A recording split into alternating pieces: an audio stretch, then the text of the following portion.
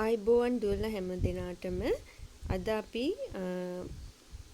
තොරතුරු සංවිධාන තාක්ෂණයේ 6 ශ්‍රේණියේ 3 වෙනි සතියේ පාඩම අලුත් පාඩමක් තමයි පටන් ගන්න යන්නේ. Operating Systems and File Management කියන මෙන්න මේ පාඩම තමයි අද අපි කතා කරන්නේ. බලමු එහෙමනම් ඉස්සෙල්ලාම අපි මොකද්ද මේ operating system එකක් කියලා කියන්නේ කියලා බලන්න. දැන් ඒකට ඔයගොල්ලෝගේ රූප සටහනේ දීලා තියෙනවා සංවාදයක්. ඒ සංවාදය අරගෙන බලුවොත් එහෙම එක යාළුවෙක් අහනවා operating system is essential to run a computer. එතකොට ඒ කියන්නේ අපි ගත්තොත් එහෙම අපිට පරිගණකයක් ක්‍රියාත්මක කරන්න එයා කියන්නේ operating system එකක් අනිවාර්යයෙන්ම අවශ්‍ය වෙනවා කියලා. මෙහියුම් පද්ධතියක් කියලා තමයි අපි සිංහලෙන් කියන්නේ. දැන් සිංහලෙන් පොත් තියෙන දුවලා පුතාලා ඇති. ඒගොල්ලෝ බලන්න මෙහියුම් පද්ධතියක් කියන්නේ. එතකොට එහෙමනම් අපි පරිගණකයක් ක්‍රියාත්මක කරන්න අත්‍යවශ්‍ය පරිගණක වැඩසටහනක්. ඊට පස්සේ බලන්න තව කියනවා ෆයිල් මැනේජ්මන්ට් වලටත් මේ ඔපරේටිං සිස්ටම් එක අපි පාවිච්චි කරනවා කියලා. එතකොට අනිත් යාළුවා අහනවා මොනවාද මේ ෆයිල් මැනේජ්මන්ට් කියලා කියන්නේ කියලා. ඒ කියන්නේ අපි පරිගණකයේ තුල ගබඩා කරලා තියෙන ගොනු කළමනාකරණය. මේ කළමනාකරණය කරනවා කියන්නේ මොනවද කියන එක තමයි අපි දැන් මෙතනදී ඊට පස්සේ කියලා තින්නේ. බලන්න saving a created file. ඒ කියන්නේ අපි අලුතෙන් හදපු ෆයිල් එකක් තියෙනවා නම් ඒව අපි අනාගතයේදී ආයිත් භාවිතා කරන්න සේව් කරගන්න ඕනේ. නැත්නම් සුරක්ෂිතව අරන් තියාගන්න ඕනේ. ඒ වගේම ඒ අරන් තියාගත්ත ෆයිල් එකක් අපිට නැවත ඕපන් කරගන්න අවශ්‍ය වෙනවා. එහෙම නැත්නම් ඒ ඕපන් කරගත්ත ෆයිල් එකක් නැවත වෙනස්කම් වලට භාජනය කරන්න, එඩිට් කරන්න අවශ්‍ය වෙනවා. ඒ වගේම තමයි මේ සියලු දේවල් අවසානයේ අපි මේවා ඔක්කොම ඇරලා තියලා යන්නේ නැහනේ. ඒවා ඊට පස්සේ අපිට වෙනවා ක්ලෝස් කරන්න. මේ වගේ තව ඊට අමතරව තියෙනවා අපිට අපි වැඩ කරනකොට අපි භාවිතා කරන කවුළු විශාල කරගන්න, ඒ වගේම කුඩා කරගන්න, රීසයිස් කරගන්න මේ වගේ දේවල් අපි කරන්න මේ ගොඩක් වෙලාවට භාවිතා කරන්නේ මේ මෙහියුම් පද්ධති. හරි. එතකොට එහෙමනම් දැන් අපි මේක සවිස්තරව කතා කරමු. බලන්න ඕගොල්ලන්ට ඊට පස්සේ දීලා තිනවා මෙහියුම් පද්ධති ගැන. operating system is a software කියලා තියෙනවා. ඒ කියන්නේ මොකද්ද මේ මෙහියුම් පද්ධතියක් කියලා අපි භාවිතා කරන මේ වැඩසටහනත් ඇවිල්ලා පරිගණකයේ අපේ අනෙකුත් තියෙන පරිගණක වැඩසටහන් වගේම තවත් එක වැඩසටහනක්. ඒක අපි ගොඩක් වෙලාවට භාවිතා කරනවා පරිගණකය සහ අපි අතර නැත්නම් අපි කියනවා හાર્ඩ්වෙයාර් සහ යූසර් අතර රිලේෂන්ෂිප් එකක් ගොඩනගන්න කියලා. ඒක තමයි මෙතන දක්වලා තින්නේ. It establishes a relationship between the user and the hardware කියලා. ඒ කියන්නේ අපි පරිගණකයේ කියන උපකරණයට අපි කියන දේවල් තේරෙන්නේ නැහැ. එතකොට එහෙමනම් අපි කියන දේවල් ඒකට ලව්ව කරව ගන්න කාර්යයට උදව් කිරීම තමයි operating system එකක් කරහා සිද්ධ වෙන්නේ. ඒ වගේම it helps to manage other software in a computer. ඒ කියන්නේ අපේ පරිගණකයේ තුල අපි තවත් විවිධ වැඩසටහන් භාවිතා කරනවා. ඒවා ක්‍රියාත්මක කරගන්න නැත්නම් ඒවා ඕපන් කරගන්න, ඒවා තියෙන තැන් වලට යන්න, ඒ වගේ දේවල් වලටත් අපිට මේ ඔපරේටිං සිස්ටම් එක නැත්නම් මෙහියුම් පද්ධතිය කියන එක අවශ්‍ය වෙනවා. එතකොට ඒක නිසා තමයි කියන්නේ මෙහියුම් පද්ධතිය නැත්නම් ඔපරේටිං සිස්ටම් එකක් ඇවිල්ලා යූසර්යි කම්පියුටර් හાર્ඩ්වෙයාර් සොෆ්ට්වෙයාර් අතර මැද්දේ ඉඳගෙන ඒ දෙන්න අතර සම්බන්ධ කරන නැත්නම් ඒ දෙන්න අතරමැදියෙක් විදිහට ඉඳලා වැඩ කරන කෙනෙක් කියලා. හරි. ඊට පස්සේ අපි ඊළඟ රූප සටහනට ගියොත් එහෙම ඔයගොල්ලන්ට තව දුරටත් මේ ඔපරේටිං සිස්ටම් එකක් කියන්නේ මොකක්ද කියන එක තමයි මෙතන මේ සංවාදයෙන් ඔයගොල්ලන්ට කියන්නේ බලන්න what do you mean by an operating system කියලා එක යාළුවෙක් අහනවා I don't understand all at all මේ කියපු දේවල් එයාට තාමත් වැටහුනේ නෑ මොකද්ද මේ මෙහෙයුම් පද්ධතිය නැත්නම් operating system එකක් කියන්නේ කියලා. එතකොට තව යාළුවෙක් කියනවා මටත් ඕක කලින් තේරුනේ නෑ හැබැයි මගේ අයියා ඒකට හොඳ උදාහරණයක් අරගෙන කියලා දුන්නා. අන්න ඒකෙන් මට හොඳටම තේරුණා කියලා. එතකොට එහෙමනම් බලමු අපි මොකක්ද ඒ උදාහරණේ කියලා. ඔයගොල්ලෝ හොඳටම දන්න ක්‍රීඩාවක් තමයි මොකද්ද ක්‍රිකට් කියන්නේ. එතකොට එහෙමනම් අපි මේ ගත්තොත් එහෙම කම්පියුටර් එක ඇවිල්ලා ක්‍රිකට් ටීම් එකක් කියලා අපි ගත්තොත් ඒකේ කැප්ටන් කෙනෙක් ඉන්නවා. ඒ ක්‍රිකට් ටීම් එක මෙහෙවන්න කැප්ටන් කෙනෙක් ඉන්නවා. එතකොට ඒ කැප්ටන් තමයි අපි මේ අපේ සබ්ජෙක්ට් එක වෙන්නේ මේ ඔපරේටිං සිස්ටම් එක. ඒ කියන්නේ මෙහියුම් පද්ධතිය ඇවිල්ලා මේ ටීම් එකේ කැප්ටන් වගේ කියලා කියනවා. එතකොට අනිත් ප්ලේයර්ස්ලා විදිහට අපි ගත්තොත් එහෙම ඒගොල්ලොන් අපේ පරිගණකයේ ඇතුලේ තියෙන software එහෙම නැත්නම් පරිගණකයේ hardware ටික අපිට සලකන්න පුළුවන් මේ දීලා තියෙන උදාහරණේ හැටියට. එතකොට අපි ගත්තොත් එහෙම මේ කැප්ටන් තමයි එතකොට ක්‍රිකට් ටීම් එකේ ප්ලේයර්ස්ලා දැන් අපි ග්‍රවුන්ඩ් එකට බැස්සයින් පස්සේ එක එක බෝලර්ස්ලාට ඕන විදිහට කැප්ටන් තමයි ඔයා මෙතනට යන්න එහෙම කියලා ප්ලේයර්ස්ලව ෆීල්ඩ් එක හදන්නේ. එතකොට එහෙමනම් ඒ කරලා ඊට පස්සේ කවුද බෝල මේ දාන්න දැන් ගන්නෙ ඒ විදිහට එයා තමයි තීරණය කරලා ටීම් එක ඉස්සරහට මැච් එක අරගෙන යන්නේ. එතකොට අන්න ඒ වගේ තමයි අපේ ඔපරේටිං සිස්ටම් එකත්. හරිද?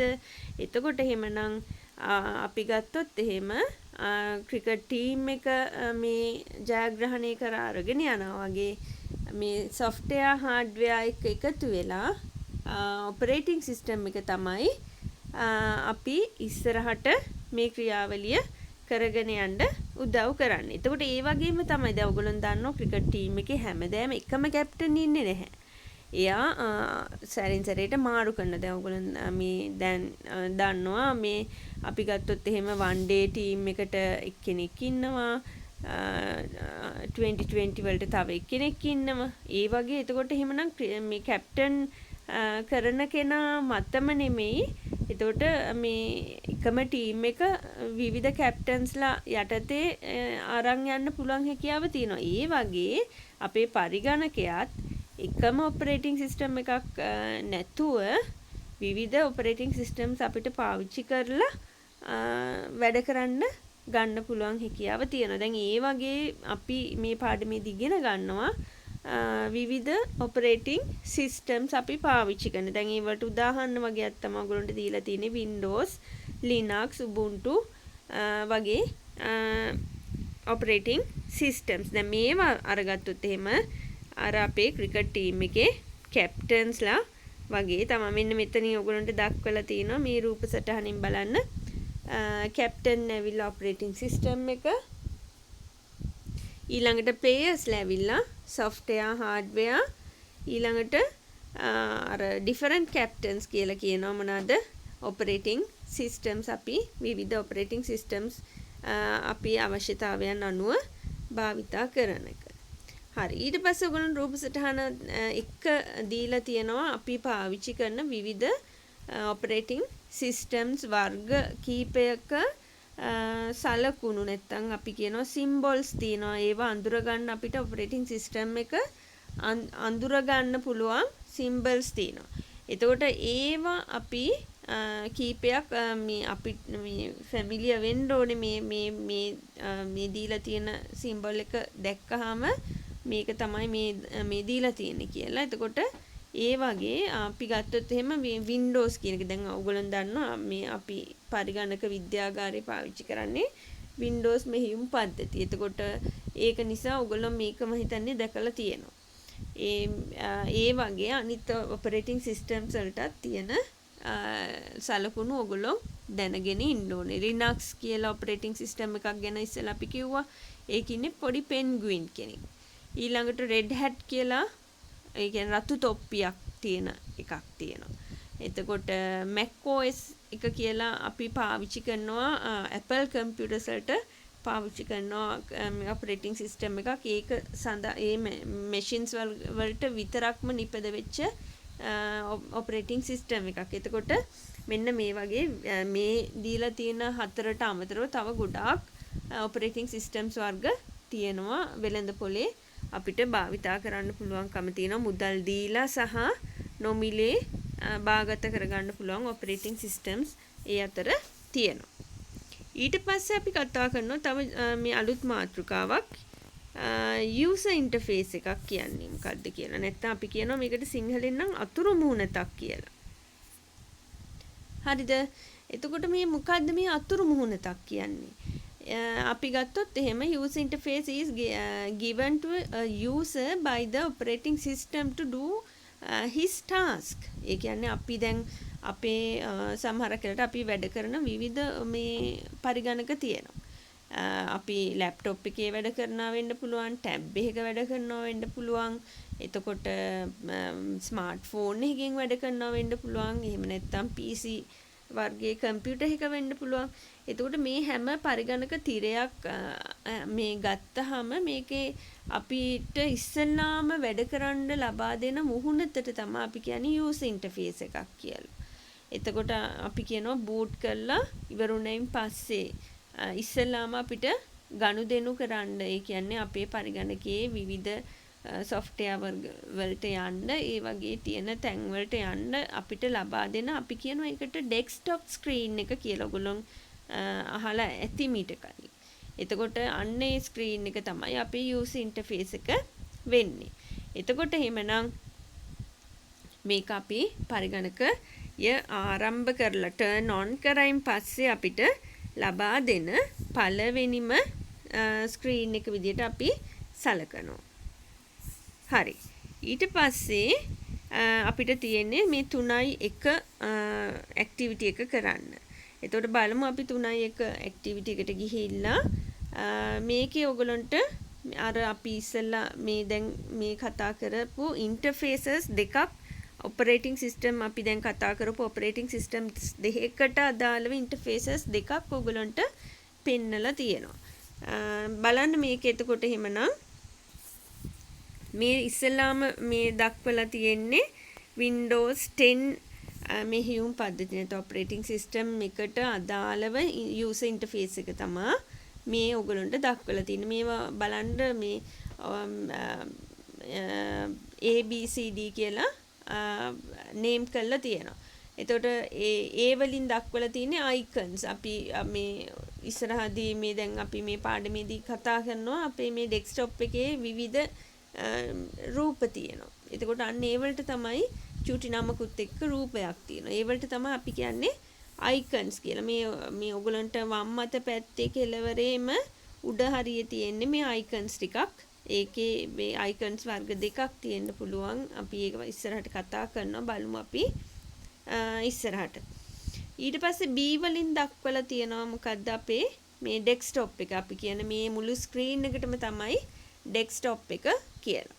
ඊළඟට C වලින් දක්වනවා මේ start menu එක. start menu එක අපි අරගත්තාම ඒක අපි අර Windows button එකේ සලකුණ තමයි එතන දක්වලා තියෙන්නේ. ඊළඟට අපි ගත්තොත් එහෙම quick launch bar එක තියෙනවා. ඒ කියන්නේ අපේ නිතර භාවිතා කරන software අපිට ඕන නම් මේ task bar එකේ දාලා තියාගන්න පුළුවන්. ඒක අපිට ක්ලික් කරපු ගමන් මේ පහසුවෙන් තැන් හොය ඉන්න ඕනේ යන්න පුළුවන්කම තියෙනවා. අන්න ඒ ටික තමයි එතන දක්වලා තියෙන්නේ. ඊළඟට අපි පොදුවේ මේ යට තියෙන මේ බාර් එකට කියනවා task bar එක කියලා. එතකොට ඔන්න ඔය ලක්ෂණ ටික ඔයගලන්ට බලන්න පුළුවන් ඒ user interface එකේ Windows 10 user interface එකේ. ඊළඟට මෙතන මේ දෙවණියට දක්වලා තියෙන්නේ Ubuntu කියන මෙහියුම් පද්ධතිය නැත්නම් operating system එක අපි භාවිතා කරනවා නම් එයා ලබා දෙන interface එක තමයි මේ දැන් අපි බලන ෆොටෝ එකේ තියෙන්නේ. දැන් ඒකේ අර icons මේ බැලුවොත් එහෙම අර කලින් එක වගේම තමයි. ඒකේ තිබ්බ තැන් මේ තැනම තමයි අඩංගු වෙලා තියෙන්නේ. ඊළඟට අපි ඩෙස්ක්ටොප් එක ගත්තොත් ඔය මේ අපි කිව්වා මේ අපිට දෙන ඉන්ටර්ෆේස් එක තමයි ඩෙස්ක්ටොප් එක කියලා හඳුන්වන්නේ කියලා. ඊළඟට ස්ටාර්ට් මෙනු එක අර වගේම යට තියෙනවා වම් අත පැත්තේ මේ කෙළවරේම යට. ඊළඟට ක්වික් ලොන්ච් බාර් එක මේකේ උඩ තියෙන්නේ. ඒක විතරයි පොඩි වෙනසකට තියෙන්නේ. ටාස්ක් බාර් එක උඩ තියෙන්නේ. එච්චරයි වෙනසකට තියෙන්නේ. හරි. එතකොට එහෙමනම් ඔයගලන්ට පුළුවන් ඔයගලන්ගේ ගෙදර පරිගණකයක් තියෙනවා නම් මේ ටික පරිගණකයේ ක්‍රියාත්මක කරවලා දැන් අපි මම හිතන්නේ මේ පරිගණකයක් ක්‍රියාත්මක කරගන්න දන්න නිසා දෙමාපියන්ගේ උදව්ව ඇතුව ක්‍රියාත්මක කරවලා ඔයගලන්ගේ ඩෙස්ක්ටොප් එකේ ඔය අපි කතා කරපු කොටස් ටික අඩංගු වෙලා තියෙනවද කියලා බලන්න පුළුවන්. ඊළඟට ඔයගලන්ට දෙවෙනියට තියෙන්නේ අර අපි ඉස්සෙල්ලා ඉගෙන ගත්ත ඔපරේටිං සිස්ටම්ස් වල අයිකන්ස් අපි කතා කරා. අන්න ඒවා මැච් කරන්න තියෙන්නේ. හරි. එතකොට එහෙමනම් ඒ ටික දැන් ඕගොල්ලෝ මැච් කරන්න ඕන. හරිද? ඊට පස්සේ එහෙමනම් අපි යමු ආයිත් අපේ පාඩමට.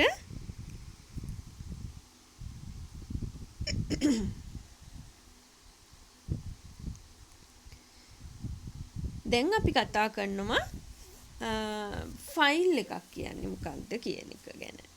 හරිද? එතකොට එහෙමනම් බලන්න මෙතනදී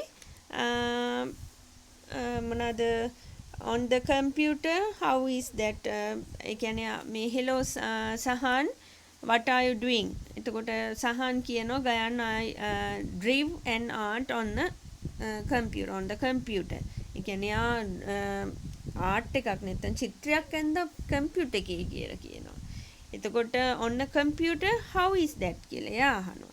ඒ කියන්නේ කොහොමද ඒක ඇඳේ කියන එක. ඊට පස්සේ not only art a lot of other activities can be done on it.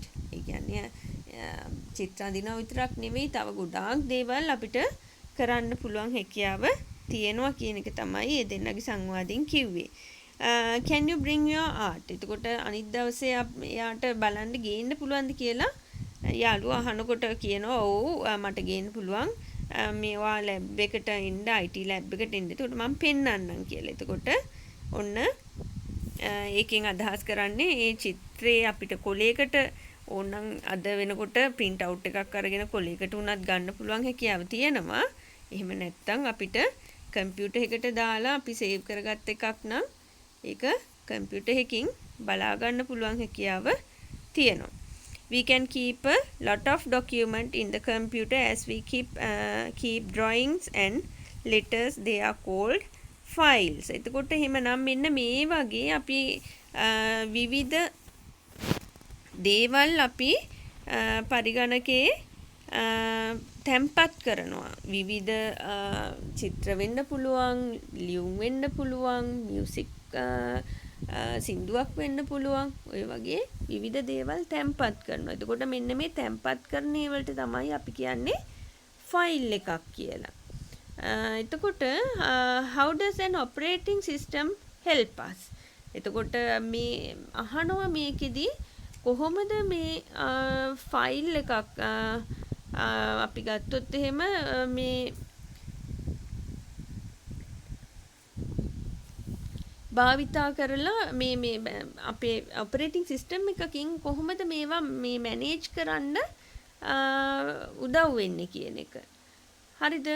එතකොට මෙයා කියනවා to name a file, to edit documents, to save files in a perfect preferred place. අපි කැමති තැනක save කරන්න ඒ වගේ විවිධ දේවල් සඳහා අපිට ඔපරේටිං සිස්ටම් එක මේ ෆයිල්ස් එක්ක අපි ගනුදෙනු කරනකොටත් උදව් කරනවා කියන එක. එතකොට එහෙමනම් අපි ගත්තොත් එහෙම ෆයිල් කියන්නේත් ඇත්තටම ගත්තොත් එහෙම යහනවා instructions, data, ඒ වගේ දේවල්, commands, ඒ වගේ දේවල් අඩංගු එකක්ද මේ ෆයිල් එකක් කියන්නේ කියලා. එතකොට යාළුවා කියනවා ඔව් කියලා. හරි. එතකොට එහෙමනම් ඒ එකත් එක්කම අපිට ඊට පස්සේ 3.2 අභ්‍යාසයේ නැත්නම් ඇක්ටිවිටි එක තමයි ඊළඟට ආයිත් කම්ප්ලීට් කරන්න තියෙන්නේ. බලමු අපි 3.2 මොනවද අහන්නේ කියලා. අහන්නේ ෆයිල් එකක් එහෙම නැත්නම් ගොනුවක් කියන්නේ මොකක්ද කියලා. එතකොට එහෙමනම් දැන් ඔයගොල්ලෝ අතන අපි කතා කරා ෆයිල් එකක් කියන්නේ මොනවද කියලා. එතකොට what is a ෆයිල් කියලා අහන්නේ. එතකොට එහෙමනම් ඔයගොල්ලන්ට දැන් උත්තරේ කෙටියෙන් රූල් දෙකකින් ලියන්න පුළුවන්කම තියෙනවා. ඊළඟට අපි අහනවා මොකද්ද ඕගොල්ලන්ට පාසලේ පරිගණක විද්‍යාගාරයේ දැන් භාවිතා කරන්න අවස්ථාව නැහැනේ මේ දවස්වල.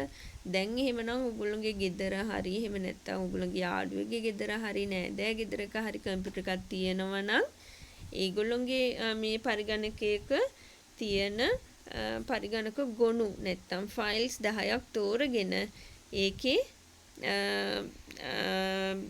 මොනවාද දිගුව සහිතව ලියන්න. දැන් අපි මේ දිගුව සහිතව ලියන එක ගැන ඉස්සරහට කතා කරනවා. අපි බලමු එහෙමනම් මොනවාද මේ දිගුව එක මේ කතා කරනකොට ෆයිල් නේම් එකයි අපි එකට ඉංග්‍රීසි වලින් කියනවා එක්ස්ටෙන්ෂන් එක කියලා. ඩොට් එකක් තියලා තමයි මේ එක්ස්ටෙන්ෂන් එක ලියන්නේ. හරි. එතකොට එහෙමනම් අපි මේක මේ කතා කරන්න කලින් අපි මේ ෆයිල් එක ගැන පොඩ්ඩක් තව කතා කරලා ඉමු. නැත්තම් එහෙම ඔයගලන්ට මේ අර එක්ස්ටෙන්ෂන් එක මේ ඒ ටික හොයාගන්න අමාරු වෙනවා. හරි. එතකොට බලන්න given below are several files which are shared in a stored in a computer. ඒ කියන්නේ අපේ පරිගණකයේ තැන්පත් කරලා තියෙන විවිධ ෆයිල්ස් වර්ග තමයි දැන් මේ තියෙන්නේ. දැන් මීට අමතරව ඔයගොල්ලෝගේ කම්පියුටර්ස් ගත්තාම මීට වැඩිය වෙනස් જાතියෙන් ගොඩාක් ෆයිල් තියෙන්න පුළුවන්. දැන් මෙතන තියෙන ඒවා බලමු අපි list of term test marks in a particular class. ඒ කියන්නේ එක එක පන්ති වලට අදාළ term test marks ඔයගොල්ලෝ දන්නවා. දැන් ඔයගොල්ලෝ හැම මේ ටර්ම් ටෙස්ට් එකක් ඉවර වෙච්ච ගමන් කම්පියුටර් ලැබ් එකට දුවගෙන එනවා ඔයගොල්ලෝගේ මාක් ෂීට් ටික හදලා සේව් කරන්න නේ. එතකොට අන්න ඒ වගේ ඔයගොල්ලෝගේ කම්පියුටර්ස් වල මාක් ෂීට් තියෙන්න පුළුවන් එක එක පන්ති වල එක එක අවුරුදු වල එක එක ටර්ම්ස් වල. ඒ වගේම a video of a school play presented at the All Island Drama Competition.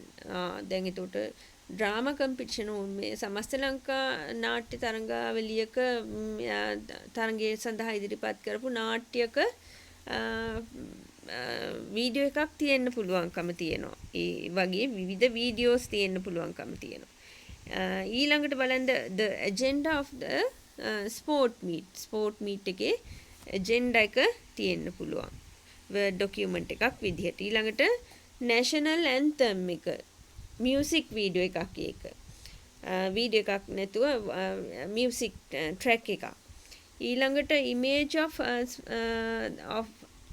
the sport meet එක කියන්නේ පින්තූර අපි ස්පෝර්ට් මීට් එකට අදාළ විවිධ අවස්ථාවන් කැප්චර් කරගන්නවනේ ෆොටෝස් වලට. ඒවා තියෙන්න පුළුවන් හැකියාව තියෙනවා. එතකොට මේ වගේ විවිධ වර්ගයේ ෆයිල්ස් අපේ පරිගණකයේ තුල තැන්පත් වෙලා තියෙනවා සහ ඕගොල්ලෝ ඒවා ගැන හොඳට නිරීක්ෂණය කරලා බැලුවොත් එහෙම ඕගොල්ලන්ට බලා ගන්න පුළුවන් ඒ ෆයිල්ස් අපිට අඳුර ගන්න පුළුවන් මේ ෆයිල් එකේ තියෙන සිම්බල් එකත් එක්ක. ඒ වර්ගයට මේ අනුව යුනික්ලි සිම්බල් එකක් තමයි ඒකට අයිති වෙලා තියෙන්නේ. එතකොට එහෙමනම් ඕගොල්ලන්ට බලන්න මෙතන දැන් පල්ලෙහාදී පෙන්නලා තියෙනවා file with text. ඒ කියන්නේ අකුරු සහිත ડોකියුමන්ට් එකක් නම් ඒක කොයි විදිහටද ඔයගොල්ලන්ට දකින්න පුළුවන්කම තියෙන්නේ. ඊට පස්සේ file with voice එකක් නම් කොයි විදිහටද. ඊළඟට file with images මේ තියෙනවා නම් කොයි විදිහටද මේ මොන වගේ ෆයිල් මේ පික්චර් එකක්ද ඒකට අඩංගු වෙලා තියෙන්නේ. ඊළඟට වීඩියෝ එකක් නම් කොයි විදිහටද අඩංගු වෙලා තියෙන්නේ. මේ වගේ පොඩි පින්තූරයක් එක්ක අපි කියන අයිකන් එකක් එක්ක තමයි ගොඩක් වෙලාවට ෆයිල් එකක් සේව් වෙන්නේ. එතකොට ඒකෙන් අපිට බලා ගන්න පුළුවන් හැකියාව තියෙනවා, අඳුර ගන්න පුළුවන් හැකියාව තියෙනවා මේක මොන වර්ගයේ ෆයිල් එකක්ද කියලා. එතකොට දැන් ඔයගලන්ට බලන්න මෙතන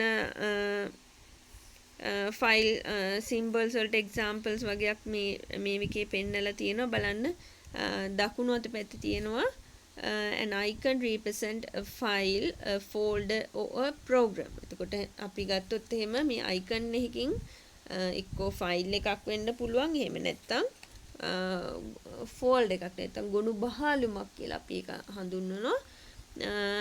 එහෙම නැත්නම් ප්‍රෝග්‍රෑම් එකක් වැඩසටහනක් වෙන්න පුළුවන් හැකියාව තියෙනවා. ඊට පස්සේ අපි ගත්තොත් එහෙම user interface එකක් කියන්නේ a file or a program open කරාම ෆයිල් එකක් එහෙම නැත්නම් ප්‍රෝග්‍රෑම් එකක් අපේ user interface එකේ තමයි ඒක display වෙන්නේ. හරිද? එතකොට එහෙමනම් ඒ display වෙනකොට අපි ගත්තොත් එහෙම you can use the icons which are shown on the user interface to open file. එතකොට folder or program. එතකොට ඔයගලන්ට පුළුවන්කම තියෙනවා ඒ ෆයිල් එක එහෙම නැත්නම් ෆෝල්ඩර් එකට අදාළ රූපය ඩබල් ක්ලික් කරලා ඒ වගේ අපිට අවශ්‍ය එක අපේ user interface එකේ තියෙන එක අපිට ඕපන් කරගන්න පුළුවන් හැකියාව තියෙනවා. හරි. ඊට පස්සේ අපිට තියෙනවා 3.3 workbook එකේ මේ කරන්න අපි ඒකත් කරන්න කලින් මේකේ මේ ෆයිල් එක ගැන තියෙන කොටස් ටික අපි කතා කරලම යමු. බලන්න මෙතනදී තියෙන a file contains two parts. මෙන්න මේක හොඳට ඔයගොල්ලෝ ඉගෙන ගන්න ඕන පාඩමක්. හරිද? දැන් හැමෝම හොඳ අවධානයෙන් මේක බලා ගන්න. ෆයිල් එකකට අඩංගු වෙනවා කොටස් දෙකක්. පළවෙනි කොටස ඒ කියන්නේ අපේ ෆයිල් එකක් අපි දක්වනකොට ඒකේ කොටස් දෙකක් තියෙනවා කියලා කිව්වා. ඒකේ වම් අත පැත්තේ තියෙන කොටස තමයි ෆයිල් නේම් එක කියලා කියන්නේ. එතකොට ඒක මොකටද පාවිච්චි කරන්නේ? අයිඩෙන්ටිෆයි කරගන්න මොකද්ද ෆයිල් එක කියන එක. ෆයිල් නම දැන් අපිව එක එක්කෙනාගේ පන්තියේ මේ උගලොන් හැමෝම අඳුරගන්න උගලන්ට මේ එක එක්කෙනාට නමක් තියෙනවා. ඒ වගේ ෆයිල් එක අඳුරගන්න එයාටත් නමක් තියෙනවා. ඊට පස්සේ ෆයිල් එක්ස්ටෙන්ෂන් එකක් තියෙනවා. ඒක තියෙන්නේ දකුණු අත පැත්තේ. It is used to find the application software to which the file belongs. එතකොට එහෙමනම් මේක අපි කිව්වා විවිධ වැඩසටහන් වර්ග අපි පරිගණකය තුල සැම්පත් කරලා තියෙනවා. එහෙමනම් මේ මොන වර්ගයේ වැඩසටහනකින්ද මේ ෆයිල් එක හදලා තියෙන්නේ කියන එක අඳුර ගන්න පුළුවන් මේ ෆයිල් එක්ස්ටෙන්ෂන් එක නැත්නම් ගොනු දිගුව කියලා අපි සිංහලෙන් කියනවා. ඒක භාවිතා කරලා අපිට පුළුවන්කම තියෙනවා ඒ වර්ගය අඳුර ගන්න. මේක මොන જાතියේ ෆයිල් එකක්ද කියන එක අඳුර ගන්න. This file is created by a word processing software and it is named as Kamal. දැන් මෙතන මේ දීලා තියෙන උදාහරණය අපි අරගත්තොත් එහෙම මෙන්න මේ උදාහරණේ මෙන්න මේක අපි අරගත්තොත් එහෙම දැන් මේකෙදි අපිට බලා ගන්න පුළුවන් හැකියාව තියෙනවා kamal.docs කියලා ඒ ෆයිල් මේ එක ෆයිල් එක අඳුන්වලා තියෙන්නේ. එතකොට ඒකේ ඩොට් එකෙන් මේ තමයි අර අපි කියපු කොටස් දෙක වෙන් වෙලා තියෙන්නේ ෆයිල් නේම් එකයි ෆයිල් එක්ස්ටෙන්ෂන් එකයි.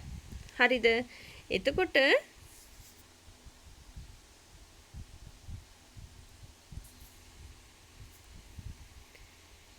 ඊට පස්සේ බලන්න ඕගොල්ලන්ට මෙතන දක්වලා තියෙනවා මේ let's see how certain tasks are done using a graphic software to learn more about files. එතකොට අපි මේ graphic softwares වර්ග කීපයක් අපි අරගෙන ඒකේ icons ටික පෙන්නලා තියෙනවා.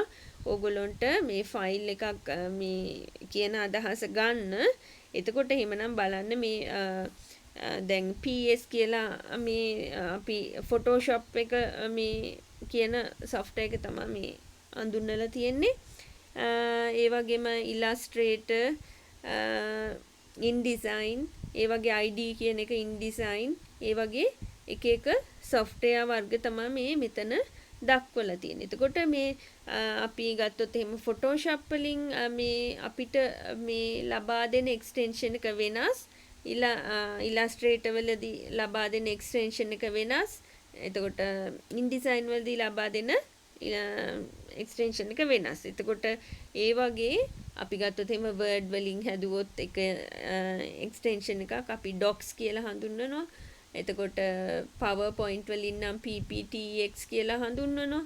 ඒ වගේ අපිට ඉස්සරහදී අඳුර ගන්න පුළුවන් ඕගොල්ලන්ට තව මේ ඉදිරි මේ ශ්‍රේණිවලදී මේවා සවිස්තරව අඳුර ගන්න පුළුවන් හැකියාව තියෙනවා. දැනට ඕගොල්ලන්ට අපි ලබා දෙන්නේ මූලික දැනුම විතරයි. හරිද? එතකොට එහෙමනම් දැන් අපිට පුළුවන් අපේ අර ඇක්ටිවිටි එකට ගිහිල්ලා ඒ ටික කතා කරන්න. දැන් මං කිව්වා ඔයගොල්ලෝගේ දන්න කෙනෙක්ගේ පරිගණකය ගෙදර තියෙනවා නම් ඒකේ, එහෙම නැත්නම් දන්න කෙනෙක්ගේ පරිගණකයකට ගිහිල්ලා ඔයගොල්ලන්ට ඒ පරිගණකයේ අඩංගු වෙලා තියෙන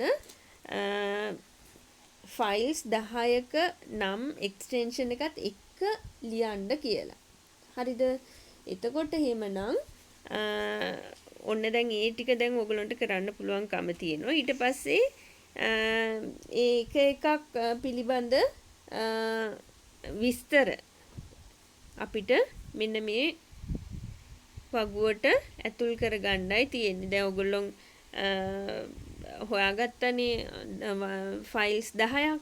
එතකොට මේ ෆයිල් 10 ගොනුවේ නම කියන්නේ ෆයිල් නේම් එක, ගොනු දිගුව කියන්නේ එක්ස්ටෙන්ෂන් එක, ඊට පස්සේ ගොනු වර්ගය කියන්නේ එතකොට ෆයිල් ටයිප් එක. දැන් අර අපි මං කියවනේ software එක අපි භාවිතා කරන්නේ Word නම් ඒකෙන් මේ එක්ස්ටෙන්ෂන් එක docs එන්නේ. එතකොට අපි ගොනු වර්ගය කියලා හඳුන්වන්නේ වදන් සහිත ගොනුවක්, නැත්නම් වදන් සැකසුම් software එකක් කියන එක තමයි එතනදී මෘදුකාංග වර්ගය වෙන්නේ.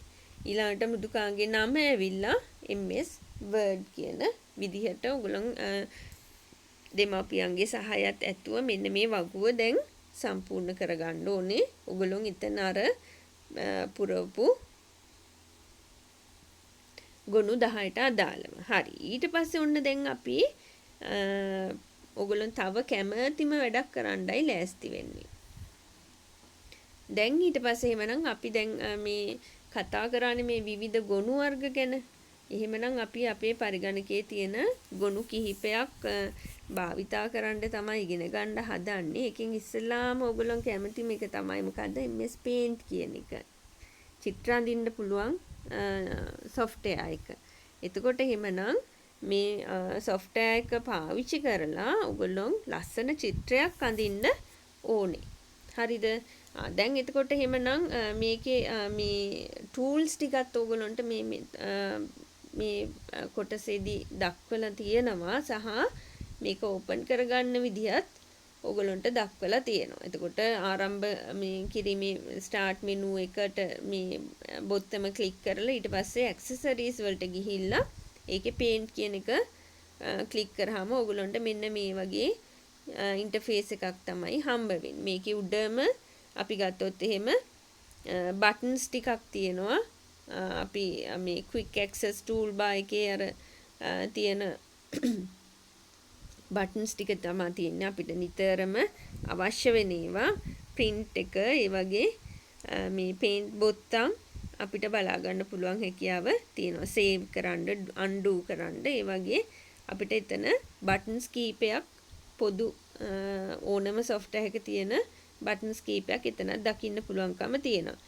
ඊළඟට මේ අපි ගත්තොත් එහෙම quick access toolbar එක කියන එක තමයි ඔය මේ මං කිව්වේ. ඊළඟට අපිට මේ ගත්තොත් එහෙම ribbon එකක් තියෙනවා. ribbon එකක් කියලා කියන්නේ ඔයගොල්ලෝ මේ ගත්තොත් එහෙම මේ තුන්වෙනියට ලකුණු කරලා තියෙන්නේ ඒ ribbon එක. මේ අපි ගත්තොත් එහෙම මෙන්න මේ කොටස. මෙන්න මේකට තමයි ribbon එක කියලා කියන්නේ. හරිද? එතකොට එහෙමනම් මේ ribbon එකේ අපිට විවිධ මේ අපේ මේ බුරුසු වර්ග, එතකොට පාට වර්ග, ඒ හැම එකක්ම සහ අපිට මේ කලින් සකස් කරලා තියෙන හැඩතල තියෙනවා. ඒ වගේ දේවල් මෙතන අඩංගු වෙලා තියෙනවා. ඒවා අපිට ඉදිරියේදී පාවිච්චි කරන්න පුළුවන් මේ කම තියෙනවා. ඊට පස්සේ 4 වෙනියට තියෙන්නේ මේ චිත්‍ර අඳින ප්‍රදේශය, නැත්නම් drawing area එක තමයි එතන අපිට පේන්න තියෙන්නේ. එතකොට ඒකෙදි තමයි ඔයගොල්ලෝගේ චිත්‍රය අඳින්න ඕන. එතකොට මේ අපි අර ඉස්සෙල්ලා කිව්ව විදිහට ඔයගොල්ලන්ට දීලා තියෙනවා මේ මෙතන අඩංගු වෙලා තියෙන common icons ටිකක්. එතකොට මේවා දැක්කහම ඔයගොල්ලන්ට මේ කරන්න පුළුවන් මෙන්න මේවයි කියන එක මෙතන විස්තරය යටතේ සටහන් කරලා තියෙනවා. බලන්න select කියන බටන් එක ප්‍රෙස් කරාම සටහනක් හෝ අඳිනු ලබන චිත්‍රයක් තේරීම සිලෙක්ට් කරන්න පුළුවන් හැකියාව තියෙනවා. ඒ කියන්නේ ඔයගලොන්ට ටෙක්ස්ට් එකක් එහෙම නැත්නම් පික්චර් එකක් අපිට පුළුවන් සිලෙක්ට් කරන්න. ඊට පස්සේ මේ crop කියන එකක් තියෙනවා. ඔයගලන් මේ දකින්න ඇති මේකත් ඕනම වැඩසටහනක අඩංගු වෙලා තියෙනවා. අපිට පුළුවන් select and cut the required portions. අපිට මේ කොටසක මේ රූප සටහනක් වෙන්න පුළුවන්. නැත්නම් අපි අඳපු චිත්‍රයම වෙන්න පුළුවන්. ඒකේ කොටසක් අපිට select කරගන්න ඕන නම් අපිට පුළුවන් ඒක crop කරලා කපා ගන්න. ඊට පස්සේ රීසයිස් එක ලියන හෝ අඳිනු ලබන දෑ විශාල කරගන්න කුඩා කරගන්න මේක අපි භාවිතා කරනවා. ඒ කියන්නේ enlarge කරන්නයි reduce කරන්නයි තමයි මේක භාවිතා කරන්නේ. ඊළඟට rotate button එක. මේක අපි ලියන දෙයක් වෙන්න පුළුවන්, අපි ඇඳපු දෙයක් වෙන්න පුළුවන්. ඒකේ දිශානතිය නැත්තම් අපි කියනවා එක මේ ගත්තොත් එහෙම රොටේට් කරන්න අපි පාවිච්චි කරනවා කියලා. කියන්නේ මේක කරකවන්න පාවිච්චි කරන්න පුළුවන් හැකියාව තියෙනවා. ඊළඟට අපේ චිත්‍රයක් අඳිනකොට අපිට අත්‍යවශ්‍යම දෙයක් නේ පැන්සල කියන එක. එතකොට එහෙමනම් ඊළඟට තියෙනවා මේ පෙන්සිල් එක. එතකොට මේ පෙන්සිල් එකෙන් අපිට විවිධ ප්‍රමාණයේ තුඩවල් භාවිතා කරන්න මේකේ සෙටින්ග්ස් තියෙනවා. මේවා හදාගන්න පුළුවන්කම තියෙනවා. එතන ඒක හරහා අපි මේ පැන්සලේ තුඩේ ප්‍රමාණය වෙනස් කරගන්න පුළුවන්. ඊළඟට තියෙනවා පේන්ට් බකට් එක. ඒ කියන්නේ එකපාර යම්කිසි සංවෘත රූපයක් එකපාර වර්ණ ගන්න ඕන නම් අපිට පුළුවන්කම තියෙනවා මේ පේන්ට් බකට් එක භාවිතා කරන්න. ඊළඟට ටෙක්ස්ට් ටූල් එක. කියන්නේ අපේ චිත්‍රයේ අපිට අකුරු ටිකක් ලියා ගන්න ඕනේ කියලා හිතන්න ඕගොල්ලෝ ඇඳලා ඕගොල්ලෝගේ චිත්‍රේ වාගේ නමයි පන්තියයි දා ගන්න ඕනේ. එහෙමනම් ඔන්න ඔයාලට පාවිච්චි කරන්න ඕන මේ ටෙක්ස්ට් ටූල් එක තමයි ඒක සඳහා. ඊළඟට අපි අතින් චිත්‍රයක් අඳින්න ගියත් අකුරක් ලියන්න ගියත් වැරදෙන වෙලාවල් තියෙනවා. එතකොට එහෙමනම් අන්න ඒව ඉරේස් කරන්න ඉරේසර් ටූල් එක භාවිතා කරනවා. ඊළඟට බ්‍රෂ් ටූල් එක. කියන්නේ අපි පැන්සලෙන් අඳිනවට වඩා මහතට මේ ලයින්ස් ඇඳ ගන්න අපිට අවශ්‍ය නම් අපිට පුළුවන් බ්‍රෂ් ටූල් එක පාවිච්චි කරන්න. විවිධ වර්ණ විවිධ ආකාරයට අපි මේ බ්‍රෂ් එක භාවිතා කරන්න පුළුවන්. මේ ඒවා ඔයගොල්ලන්ට අත්හදා බලමින් ඉගෙන ගන්න පුළුවන් අවස්ථාව තියෙනවා මේ software එකේ. ඊට පස්සේ අපි ගත්තොත් එහෙම හැඩතල. මේ හැඩතල අපි ගත්තොත් එහෙම මේවා ඇවිල්ලා predefined shapes කියලා අපි කියනවා. මේ හැඩතලයක් තෝරලා අපි මේ පරිගණක තීරේ මේ drag කරොත් එහෙම අපිට කිසිම ආයාසයකින් තොරව මේ හැඩතල ලේසියෙන් ඇඳ ගන්න පුළුවන් හැකියාව තියෙනවා. එතකොට අපි ගත්තොත් එහෙම ඒකේ තියෙන හැඩතල කීපයක් අපි කතා කරොත් එහෙම මේ ලයින් ටූල් එක තියෙනවා. ඒ කියන්නේ අපේ කෙලින් ඉරි අඳින්න අවශ්‍ය වෙලාවදී මේක භාවිතා කරන්න පුළුවන්. ස්ට්‍රේට් ලයින්ස් හදාගන්න. ඊට පස්සේ කර්ව් ටූල් එක. ඒක ඇවිල්ලා අපි ගත්තොත් එහෙම අපිට ෆ්ලෙක්සිබල් ලයින්ස් හදාගන්න. ඒ කියන්නේ වක්‍ර ඒ කියන්නේ නැමී සහිත ඒ වගේ ලයින්ස් අපිට ඇඳ ගන්න ඕන නම් අන්න ඒ වගේ කර්ව් ටූල් එක තමයි පාවිච්චි කරන්නේ. ඊළඟට අපි ගත්තොත් එහෙම මෙන්න මේ ෂේප්ස් ටික අපි අරගත්තොත් එහෙම මේවා ඇවිල්ලා closed shapes කියලා අපිට ready-made shapes කියලා හඳුන්වන්න පුළුවන්. මේවා closed images කියලා කියන්න පුළුවන්. ඒ කියන්නේ සංවෘතයි, වැහිලා තියෙන්නේ. මොකද අපි දන්නවා පේන්ට් වල පේන්ට් බකට් එක පාවිච්චි කරනකොට මම ඉස්සෙල්ලත් කිව්වා සංවෘත රූපයක් නම් තමයි ඒ බකට් එකෙන් ප්‍රයෝජනෙ ගන්න පුළුවන්. නැත්තම් මුළු රූපෙම වැහිලා යනවා මේ කලර් එකෙන්. එතකොට එහෙමනම් මේ අපිට අන්නේ ගැටලුව හැම වෙලේම වලක්ව මේ ඇති වෙනකොට මේ එකෙන් විසඳුමක් විදිහට අපිට මේ ෂේප්ස් පාවිච්චි කරොත් කිසි ප්‍රශ්නයක් ඇති වෙන්නේ නැහැ. එතකොට මේකේ තියෙන ඕවල් එක, රෙක්ටැන්ගල් එක, රවුන්ඩඩ් රෙක්ටැන්ගල් එක, ඒ කියන්නේ වටේ මුළු අපි කියන්නේ රවුම් වෙලා තියෙනවා කියලා. අන්න ඒ වගේ ට්‍රයැන්ගල් එක, ඊට පස්සේ රයිට් ට්‍රයැන්ගල් එක කියන්නේ ඍජු කෝණාශ්‍රයක් සහිත එක. ඊළඟට මෙතන මේ ඩයමන්ඩ් කියලා මේ කියවිලා තියෙන මේක ඩයමන්ඩ් නෙමෙයි මේ හැඩේනේ. මේක මේ හැඩේ පොඩි වැරද්දක් වෙලා තියෙනවා. ඔයගොල්ලෝ දන්නවා කිරිබත් කොටුව හැඩේ තමයි ඩයමන්ඩ් එක කියන්නේ. ඒ හැඩේ එතනට එන්න ඕනේ. ඊට පස්සේ පෙන්ටගන් එක පංචාශ්‍රය, හෙක්සගන් එක ෂඩාශ්‍රය. ওই විදිහට ඇරෝ එක, ස්ටාර් එක, කෝල් අවුට්ස් ඒ කියන්නේ සංවාද කොටු අපි මේ පාවිච්චි කරන්නේ ඔය මේ කාටුන්ස් වල වගේ ඒ වගේ වලදී. ඊට පස්සේ හાર્ට් එක, ලයිට්නින් බෝල්ට් එක, අකුණු සැරේ ඒ වගේ දේවල් අපිට භාවිතා කරන්න පුළුවන් හැකියාව තියෙනවා. හරි. එතකොට එහෙමනම් ඊට පස්සේ ඔයගොල්ලෝ දැන් මේ කියලා දුන්න ටූල්ස් ටික පාවිච්චි කරලා ලස්සන චිත්‍රයක් අඳින්න ඕන. ඒකම වගේ නමයි පාසල අපි දන්න ඕනේ දැන් අපි එකම ඉස්කෝලේ කට්ටියනේ කරන්නේ. ඒක නිසා නමයි පන්තියයි ලියලා ඒ කියන්නේ අර ටෙක්ස්ට් ටූල් එක පාවිච්චි කරලා ටයිප් කරන්න ඕනේ. ටයිප් කරලා ලස්සනට ඇඳලා ඔයගොල්ලෝ මේ චිත්‍රෙත් ඔයගොල්ලෝ දැන් අනිත් ඒවා කරා වගේම ෂෙයා කරන්න ඕනේ අපේ කමෙන්ට් එකක් විදිහට අපේ ගෲප්ස් වල. හරිද? ඊට පස්සේ ඔයගොල්ලන්ට මෙතන කියනවා ඔබ සකස් කළ ගොනුව සඳහා සුදුසු නම් 3ක් යෝජනා කරන්න කියලා. හරි. එතකොට එහෙමනම් අපිට මෙන්න මේ කොටස් ටික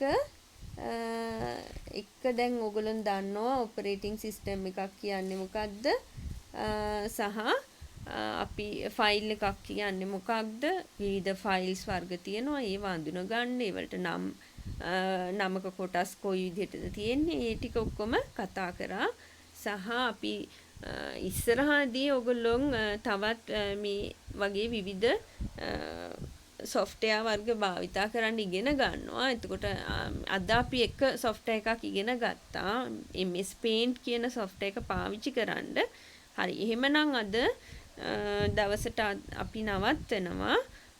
එතකොට එහෙමනම් ඕගොල්ලෝ හැමෝම මං හිතන්නේ දැන් ගොඩක් දෙනෙක් කලින් සති දෙකේම තියෙන අභ්‍යාස කරලා වෝල් එකට ෂෙයා කරලා තිබ්බයි හිටියා. එහෙම නොකරපු අය ඉන්නවා නම් ඒ අයටත් තාම අවස්ථාව තියෙනවා. ඒවත් ඔක්කොම එක මේ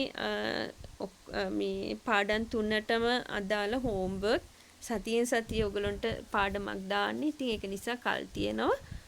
හිමින් සැරේ ලස්සනට කරලා පෝස්ට් කරන්න. එහෙමනම් ඔයගොල්ලෝ හැමෝම පරිස්සමෙන් ඉන්න. හැමෝටම සුබ දවසක්.